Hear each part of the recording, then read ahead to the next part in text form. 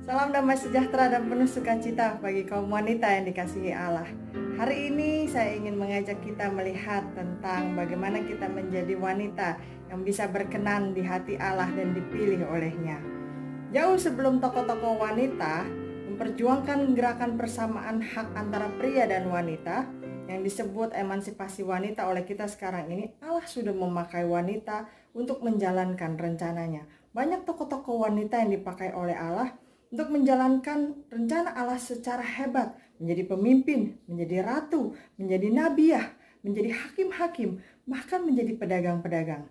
Nah, karena gerakan emansipasi wanita, maka sekarang ini wanita tidak lagi disebut sebagai teman yang ada sekedar mendampingi pria. Tetapi saat ini kita melihat bagaimana para wanita juga menduduki posisi-posisi yang penting di dalam kehidupan kita ini. Misalnya ada yang menjadi guru, menjadi dokter, menjadi insinyur, menjadi menteri, bahkan menjadi perdana menteri dan presiden.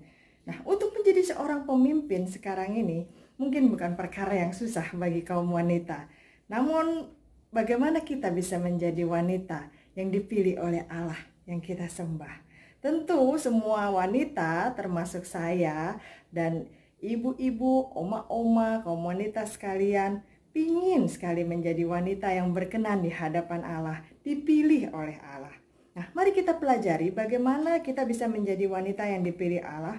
Karena dari sekian banyak tokoh yang ada di dalam kitab suci, kita hanya akan membicarakan satu tokoh saja saat ini yang seringkali dibicarakan dan terkenal, terutama dalam ibadah-ibadah Natal.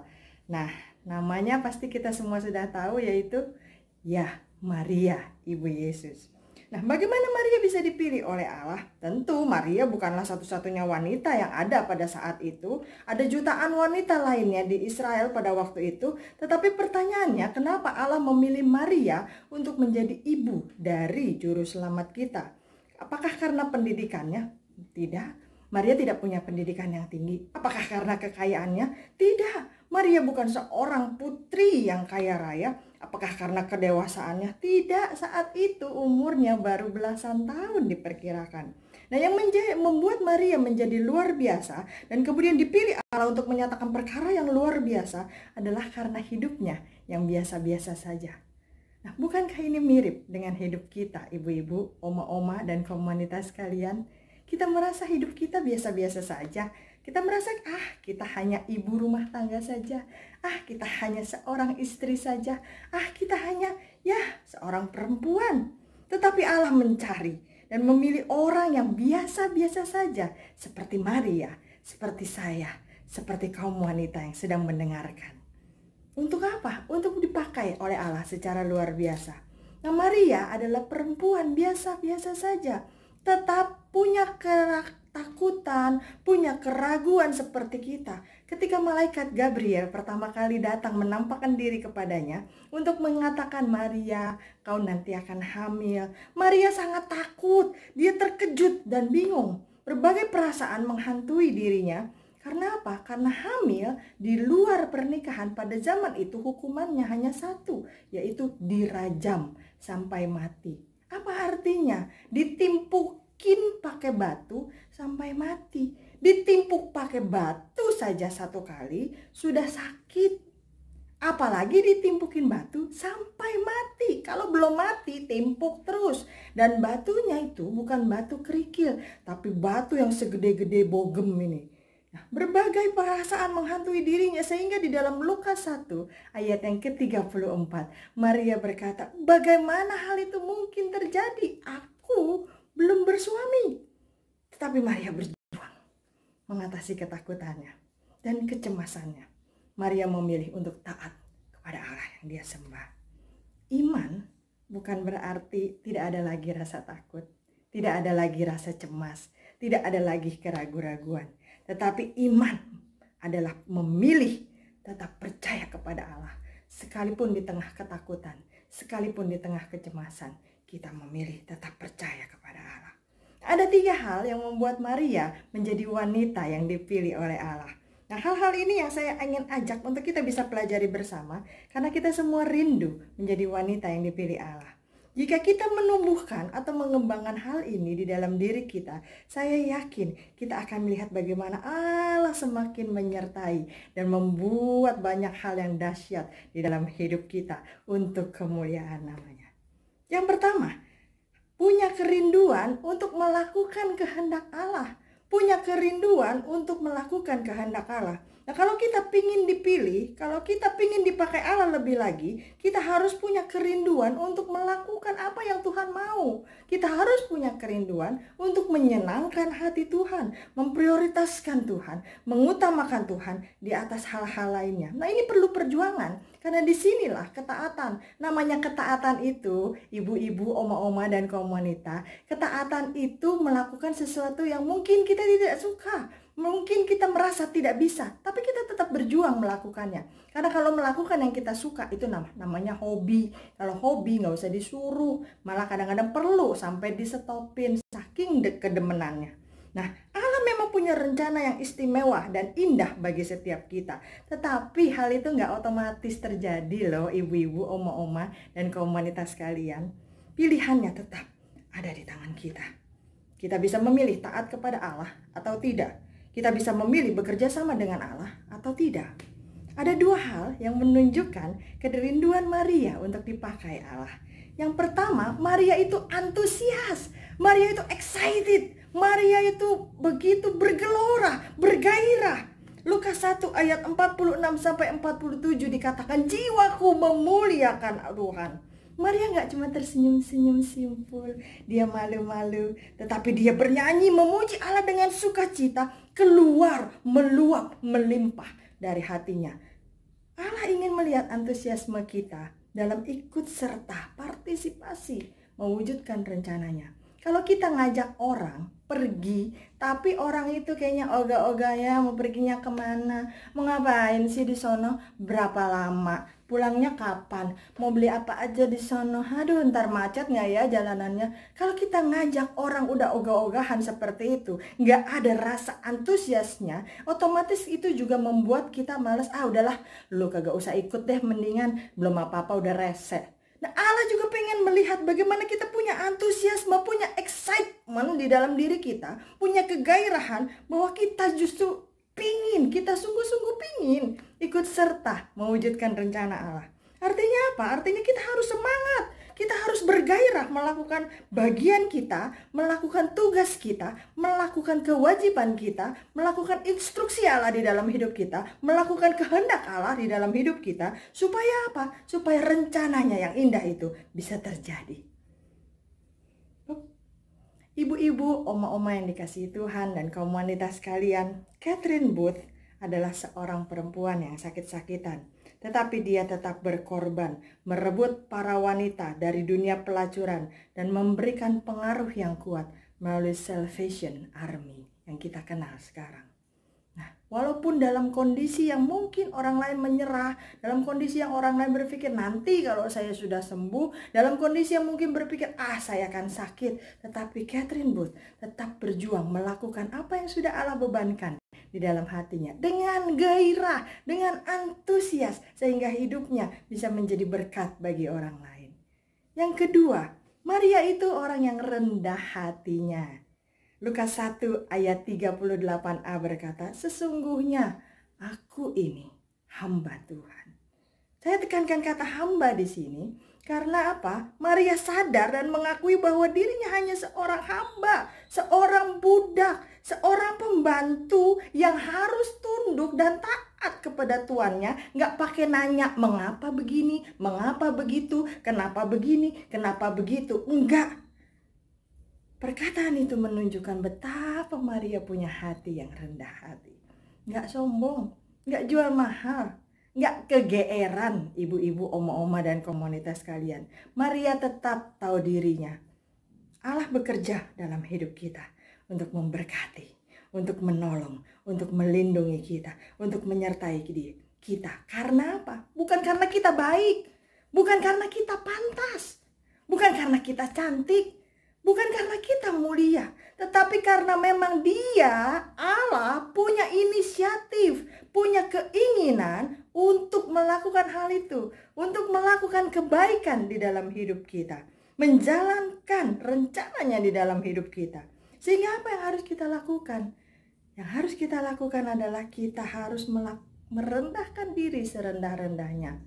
Jangan kegeeran tuh. Kalau bukan gue, gereja ini gak bakal jalan. Lihat, kalau bukan gue yang hamil, mana bisa juru selamat lahir ke dunia?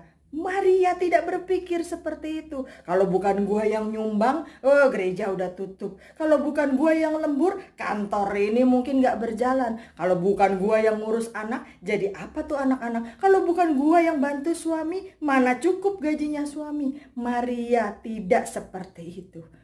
Allah melihat Maria punya kerendahan hati yang amat sangat. Nah, Bapak Ibu Saudara, ada suatu teologi namanya teologi kucing dan anjing. Nah, teologi ini menceritakan bagaimana sifat kucing dan anjing. Kalau anjing, ketika kita kasih makan, kita rawat dia, kita mandikan dia, kita sayang-sayang, kita kasih tempat tinggal, dia akan berpikir, oh, aku harus setia sama tuanku, sama majikanku, karena aku sudah dirawat, karena aku sudah dipelihara, karena aku sudah diselamatkan, aku sudah diadopsi, aku sudah dikasih tempat tinggal, aku sudah dipelihara dengan baik. Itu kalau anjing. Sehingga dia akan melakukan segalanya, melakukan kesetiaannya, melakukan kebaikannya, melakukan pembelaannya demi tuannya. Bahkan dia rela mengorbankan nyawanya untuk melindungi tuannya yang telah berbuat baik kepadanya. Tapi kalau kucing beda. Kalau kucing, waktu kita kasih makan, waktu kita kasih tempat tinggal, waktu kita pelihara dia, waktu kita sayang-sayang dia, dia akan berpikir, aku yang dibutuhkan. Tuh, lihat kan, aku dibaik-baikin, aku dikasih makan, aku dipelihara. Berarti dia butuh aku. Kalau nggak ada aku, siapa yang bisa dirawat sama dia? Siapa yang bisa disayang-sayang? Berarti dia perlu aku yang jadi tuannya, aku yang dibutuhkan. Dia yang harus nurut sama aku. Ada bedanya. Nah, dari sini kita bisa belajar bahwa kita orang-orang Kristen, kita harus mengikuti teologi anjing. Tuhan melakukan kebaikan dalam hidup kita. Harusnya membuat kita semakin rendah diri, rendah hati maksud saya. Membuat kita semakin paham posisi kita, bahwa kita yang tidak layak, kita yang tidak berharga, kita yang tidak mampu, kita orang berdosa, kita perempuan yang mungkin dipandang sebelah mata, tetapi Allah tetap mau memakai kita dan membuat kita menjadi kemuliaan. Rendah hati, bukan kegeeran, bukan kesombongan. Yang kedua, apa sih kualitas yang Maria miliki sehingga dia menjadi perempuan yang dipilih oleh Allah? Yang kedua, Maria itu berani bayar harganya. Lukas 1 ayat 38b berkata, jadilah padaku apa yang kau kehendaki. Maria siap melakukan kehendak Allah, perintah Allah, suruhan Allah, apapun resikonya. Maria bersedia bayar harga untuk menyenangkan hati Allahnya. Dan Allah tahu tentang hal itu. Itulah sebabnya Allah memilih Maria untuk melakukan rencananya yang paling mulia. Nah, secara manusia, ibu-ibu, oma-oma, dan kaum wanita sekalian, tugas menjadi ibu dari seorang juru selamat tentunya bukan tugas yang mudah, tugas yang sangat besar resikonya. Kenapa? Otomatis mengancam nama baik Maria dan keluarganya juga ikut, mengancam kenyamanannya, keamanannya, bahkan mungkin nyawanya. Karena sekali lagi seperti tadi saya katakan, hukuman bagi orang yang hamil di luar pernikahan pada waktu itu adalah ditimpuki batu sampai mati. Nah, hamil di luar nikah dan kemudian dia harus ditinggalkan oleh Yusuf tunangannya, walaupun Yusuf itu seorang yang baik hati, sehingga dikatakan dalam Matius 1 ayat 19 dia ingin meninggalkan Maria secara diam-diam. Tapi coba bayangkan pengorbanannya. Engkau udah gak cinta sama daku, Sup? Enggak, Maria tidak mengemis, Maria tidak meminta Yusuf, tapi Maria menyerahkannya kepada Tuhannya. Belum lagi biaya selama hamil, lalu kemudian melahirkan, membesarkan anak dan seterusnya. Itu pasti sudah ada di dalam pikiran Maria, sudah ada di dalam ketakutan Maria. Belum lagi nanti orang tidak percaya, gunjing-gunjing sana sini, gosip-gosip, dari kecil menjadi besar, dari kata-kata dibumbui kemudian menjadi kalimat dan menjadi sebuah cerita yang pasti akan menyudutkan Maria. Masa orang ketemu malaikat bisa hamil? Toh pada waktu itu 400 tahun Allah tidak pernah menampakkan dirinya, tidak pernah berbicara, seolah-olah Allah bersembunyi atau hilang begitu saja. Lalu kemudian tiba-tiba Maria berkata, ada malaikat menemui saya tadi dan sekarang saya hamil. Ibu-ibu, oma-oma dan komunitas kalian, kalau misalnya kita punya anak perempuan, kemudian dia pulang dari gereja dan tiba-tiba dia bilang dengan penuh sukacita, Mama, Oma, Ama, Mami, Bunda, tadi aku pergi ke gereja, ikut ibadah, lalu kemudian aku pergi ke WC dan Roh Kudus bilang, hai kamu punya tugas, hamil, ini hamil karena Roh Kudus. Kira-kira bagaimana tanggapan kita? Sebagai ibunya, sebagai omanya, sebagai amanya? Apakah kita akan bilang, yes, puji Tuhan, haleluya, masih ada Maria di zaman modern ini yang dipakai Tuhan untuk hamil secara Roh Kudus? Pada normalnya saya yakin kita akan berkata, mungkin kita akan pegang dia kuat-kuat. Yang bener loh, ngomong aja yang jujur. Mama percaya deh sama kamu. Mama ampuni kamu. Siapa yang menghamili kamu? Laki-laki mana dia? Anaknya siapa? Suruh dia tanggung jawab. Naturnya, normalnya kita akan berlaku seperti itu. Tidak dipercaya orang itu juga menjadi salah satu resiko yang harus ditanggung oleh Maria. Tapi Maria tetap Maria. Tidak ada harga yang terlalu mahal yang harus dia bayar untuk melakukan kehendak Allah yang dia sembah. Segala macam resiko akan dia tempuh untuk menyenangkan hati Allahnya. Oma-oma, ibu-ibu dan komunitas kalian, ada seorang aktris yang bernama Dolores Hart. Ini aktris papan atas. Satu kali Dolores ini punya kesempatan main di film yang berjudul Loving You bersama Elvis Presley pada waktu itu. Setelah ada adegan berciuman, Elvis Presley ternyata benar-benar jatuh cinta kepada Dolores. Dan kemudian seringkali mengajak Dolores sebagai rekan untuk bermain di film-film box office lainnya. Nah, Dolores juga sering bermain bersama aktor-aktor terkenal dan legendaris lainnya. Satu kali di tahun 1961, Dolores diminta turut bermain dalam film Francis of Assisi sebagai Santa Clara, putri bangsawan yang kaya raya, tetapi memilih hidup dalam kemiskinan dan menjadi pengikut dari Santa Franciscus Assisi. Saat pembuatan film itu di Roma, Dolores bertemu dengan Paus Yohanes ke-22. Ia memperkenalkan diri, Paus, saya yang memerankan Santa Clara.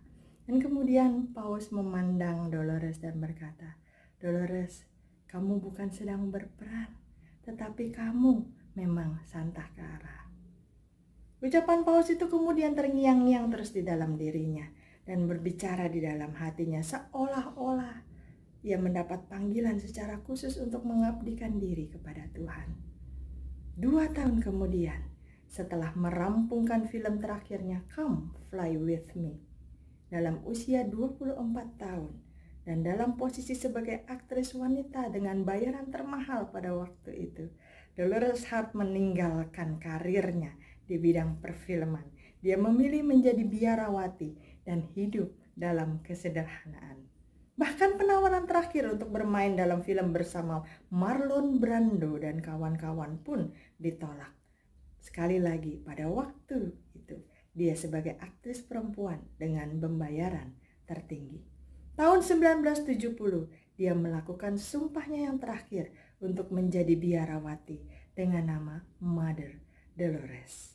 Setiap kali ketika wawancara dia ditanya, kenapa kamu pilih Tuhan daripada Elvis Presley? Padahal kita semua tahu Elvis adalah legendaris, king. Semua orang memuja dia. Tapi kenapa kamu menolak? Bahkan ketika Elvis bersedia menikahi kamu, kenapa kamu justru lari dan menolak dia? Lalu kemudian dengan tersenyum, Dolores menjawab, God is bigger than Elvis. Dengan tersenyum dia menjawab, Tuhanku lebih besar daripada Elvis. Lalu kemudian orang mulai membuat film dokumenter tentang dirinya, tentang Mother Dolores yang sekarang menjadi namanya itu. Judul film itu berjudul Mother Dolores, pernah dinominasikan sebagai pemenang Oscar. Nah, ibu-ibu, oma-oma sekalian, bagaimana dengan kita sekarang ini? Apakah kita bersedia berani bayar harganya untuk menyenangkan hati Tuhan kita? Karena itu yang Dia minta. Bersediakah kita menempuh resiko untuk menyenangkan hati Tuhan yang katanya kita cinta? Maria bersedia melakukannya. Dolores bersedia melakukannya. Bagaimana dengan kita? Yang terakhir, yang ketiga, Maria seorang yang percaya kepada janji Allah. Seringkali mukjizat, berkat, pertolongan tidak terjadi dalam hidup kita karena apa? Karena kita terlalu khawatir, kita terlalu ragu, kita terlalu bimbang, kita tidak percaya. Allah memakai orang-orang, mencari orang-orang yang mau percaya kepada janji-janjinya, yang mau percaya kepada firman-Nya, yang mau percaya kepada perkataannya. Maria punya segudang alasan untuk khawatir dan tidak percaya. Karena kenyataan yang dia lihat mungkin bertentangan dengan apa yang janji-janji yang dia baca di dalam Taurat atau firman Tuhan. Tugas yang diberikan kepadanya sangat besar tanggung jawabnya. Tetapi Maria bukannya tidak khawatir. Maria tetap menyembah dan memuji Allah di dalam Lukas 1 ayat 46 sampai yang ke-55. Ibu-ibu, oma-oma, nanti kaum wanita sekalian bisa baca. Lukas 1 ayat 46 sampai yang ke-55. Di dalam puji-pujiannya itu, Maria menyatakan kebesaran Allah dan keajaiban perbuatan Allah, membangkitkan imannya, memperkuat imannya atas penyertaan Allah di dalam hidupnya. Dalam Alkitab ada 1260 janji Allah. Ada juga orang yang berkata ada 33.000 janji Allah. Berapapun itu, kita tidak bisa mengingatnya satu persatu. Tetapi Allah yang berjanji, pasti Dia ingat apa yang Dia janjikan kepada kita. Yang harus kita lakukan bukan menghafalkan satu persatu janji Allah, karena ada ribuan jumlahnya. Tetapi yang harus kita lakukan adalah kita pegang teguh bahwa setiap janji yang Dia ucapkan pasti akan Dia tepati di dalam hidup kita. Ketika iblis mulai menggoda kita untuk meragukan Allah, ketika hidup terasa berat, terasa suram, ketika melayani Tuhan bukannya dihargai tetapi malah dihina, dicemooh, bahkan oleh saudara seiman kita sendiri, ketika doa-doa kita belum dijawab oleh Tuhan dan kenyataan seolah-olah bukan membaik malah semakin memburuk, ketika kita menengok ke belakang dan ternyata lihatlah berkat-berkat Tuhan, hitunglah berkat-berkat Tuhan, yang membuat kita bisa menangis karena terharu bagaimana penyertaan Tuhan tetap setia sampai hari ini. Lihatlah bagaimana janji-janji Allah sudah digenapi satu persatu di dalam hidup kita sampai hari ini. Nah, ibu-ibu, oma-oma, sebagai penutup, jika Allah memilih dan memakai Maria, seorang gadis remaja, seorang gadis yang sederhana, tanpa kekayaan, tanpa pendidikan, untuk menjadi ibu dari Yesus Kristus Tuhan, apakah Anda berpikir Allah yang sama tidak bisa memakai kita, saya, ibu-ibu, oma-oma, dan kaum wanita sekalian? Setiap kita punya potensi yang hebat, tetapi kita terkadang tidak menyadarinya. Allah memberi kita karunia rohani, memberi kita semangat, memberikan kita kemampuan, memberikan kita kepribadian yang baik, memberikan kita pengalaman. Allah tidak maksudkan itu semua hanya untuk diri kita sendiri saja, tidak untuk kita simpan sendiri saja. Satu hari nanti harus kita pertanggungjawabkan semuanya itu kepada Allah. Nah, di hari ini, di tengah hidup kita sekarang ini, berapapun usia kita, bagaimanapun kondisi kita, apa yang sudah kita berikan kepada Allah? Mari kita serahkan diri kita. Kita serahkan hati kita untuk dipakai Allah sesuai dengan apa yang Dia mau. sesuai dengan apa yang Dia pikir itu baik buat kita. Allah sudah memilih kita, menyelamatkan kita, dan pasti akan memakai kita lebih lagi di dalam rencananya yang indah. Pilihannya ada di tangan kita. Sudahkah kita rindu melakukan kehendak Allah? Berani enggak kita bayar harga dan segala resikonya? Percayakah kita akan semua janji-janji Allah? Mari kita ikuti teladan Maria, supaya kita menjadi wanita-wanita yang tetap dipilih oleh Allah. Wanita-wanita yang melebihi standar rata-rata, seperti yang dikatakan dalam Amsal 31 ayat yang ke-29. Banyak wanita telah berbuat baik, tetapi engkau melebihi mereka semua. Amin. Semoga firman Tuhan ini bisa menjadi berkat bagi kita semua. Dan saya percaya Roh Kudus yang tinggal di dalam hati setiap kita akan terus memampukan kita untuk menjadi pelaku-pelaku firman yang baik dan bukan hanya sekedar pendengar saja. Salam.